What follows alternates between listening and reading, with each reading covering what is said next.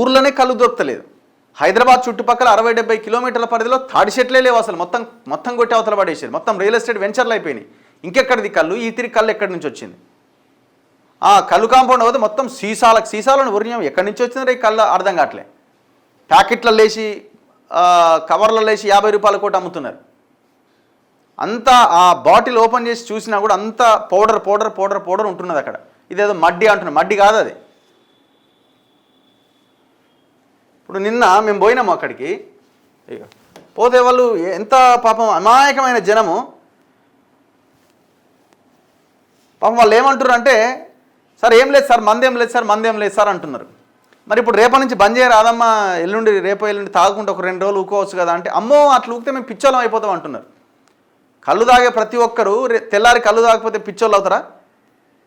ప్రతిరోజు తాగినా కూడా ఒకరోజు తాగకపోతే ఆ గౌడు పొరపాటున ఎక్కకపోతున్నా, వర్షం పడుతున్నా, కళ్ళు తాగకపోతే ఏమైనా ఇబ్బంది అయితే కాదు. కానీ వీళ్ళు ఆగమాగం అవుతారు.